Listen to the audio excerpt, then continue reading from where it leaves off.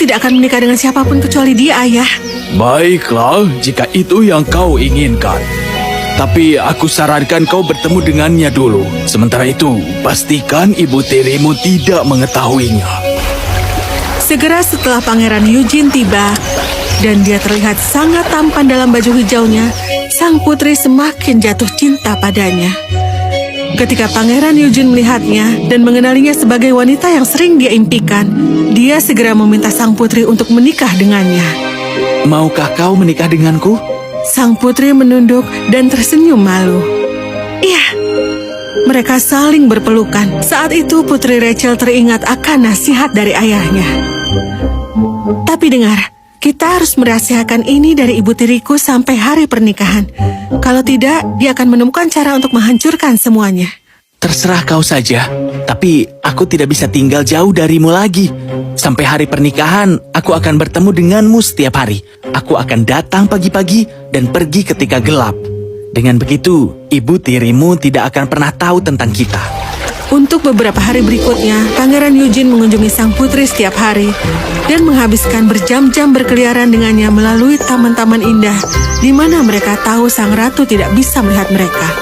Suatu hari, seorang gadis yang berjalan di tepi danau pagi-pagi sekali melihat sang pangeran berjalan ke arah kastil putri, di mana Putri Rachel menunggunya. Dia segera pergi menghadap ratu dan menceritakan segalanya pada ratu. Sang ratu merasa marah. Keesokan harinya, pagi-pagi sekali, sang ratu pergi ke pantai danau dengan sebotol ramuan ajaib dan bersembunyi di balik sebuah pohon yang besar. Pangeran Eugene datang seperti biasa, menghabiskan hari itu bersama Putri Rachel. Dan ketika hari sudah hampir senja, dia pergi ke pinggir sungai dan duduk di atas perahu. Tidak menyadari bahwa ratu telah menggunakan ramuan ajaib di seluruh gagang dayung, dia memegangnya dan dia mulai mendayung. Ini sangat panas. Dengan ramuan ajaib di seluruh telapak tangannya, Pangeran Eugene menyeka dahinya. Ramuan itu segera bercampur dengan kulitnya dan perlahan-lahan mulai mengubahnya menjadi hijau. Ketika Pangeran Eugene tiba di istananya, dia merasa sangat sakit. Untuk beberapa hari berikutnya, Putri Rachel merindukan Pangeran Eugene. Tapi dia tidak datang karena dia sakit. Tapi dia tidak tahu tentang ini. Dia merasa tidak berdaya karena ayahnya juga keluar dari kerajaan dan mengunjungi raja-raja lain untuk urusan perdagangan. Dia duduk di dekat jendela yang terbuka sambil menangis dan merasa sangat sedih. Saat itu, seekor burung kecil datang dan duduk di dahan pohon yang berdiri tepat di bawahnya. Pangeranmu sakit. Kau harus segera pergi melihatnya. Apa?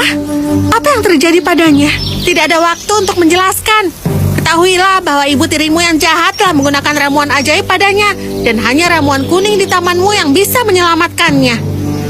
Tolong beritahu aku lebih banyak lagi.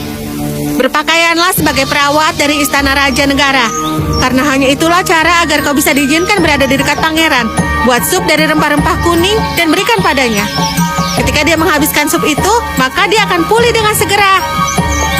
Keesokan harinya, Putri Rachel pergi pagi-pagi dengan berpakaian sebagai perawat dengan membawa ramuan-ramuan kuning. Burung itu terbang di depannya untuk memberikan arahan ke istana. Dan ketika mereka sampai di istana, Putri Rachel segera pergi ke perawat tua yang paling dipercaya oleh pangeran. Nyonya, namaku adalah Fiona, dan aku telah dikirim oleh Raja Negara untuk membantu pemulihan pangeran. Bagaimana kau bisa melakukannya? Dokter yang terbaik saja gagal. Ramuan itu berakibat fatal dan hatiku hancur untuk mengatakan bahwa tidak ada yang bisa membantu pangeran. Tapi aku bisa. Aku akan membantunya dengan sup herbalku dan pangeran pasti akan pulih sekaligus. Dan kenapa aku harus mempercayaimu? Apakah kau punya pilihan yang lain? Perawat tua berpikir bahwa ini patut dicoba, dan dia menyetujuinya. Baiklah, kau bisa pergi ke kamar pangeran dengan sup itu. Putri Rachel memberi makan pangeran yang sakit dengan tangannya sendiri. Setelah menghabiskan sup di mangkuk itu, dia pergi keluar dan menunggu beberapa saat. Segera, Pangeran Eugene mulai berkeringat dan dalam beberapa saat dia pulih sepenuhnya. Ketika dia bangun, Putri Rachel mengirim masuk seorang perawat muda dengan semangkuk sup kosong di tangannya. Siapa kau? Apakah kau yang membuat sup yang telah menyembuhkanku? Iya. Baiklah, pilih apapun yang kau inginkan sebagai hadiah dan kau akan mendapatkannya. Perawat muda itu sudah diajari oleh Putri Rachel apa yang harus dikatakannya. Aku ingin menjadi pengantinmu. Aku minta maaf, tetapi itu adalah satu hal yang tidak dapat aku berikan.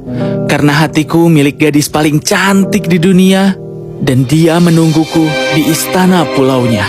Mendengar ini, Putri Rachel berlari ke dalam kamar pangeran dan memeluknya erat-erat.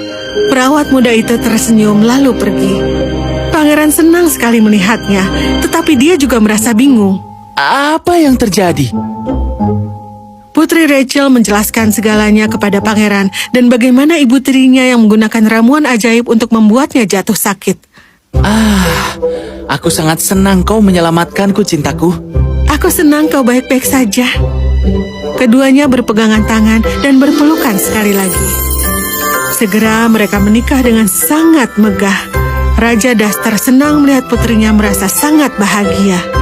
Dan untuk ratu dan putrinya, dia mengirim mereka keluar dari kerajaan dan memperingatkan mereka untuk tidak menginjakan kaki di wilayahnya.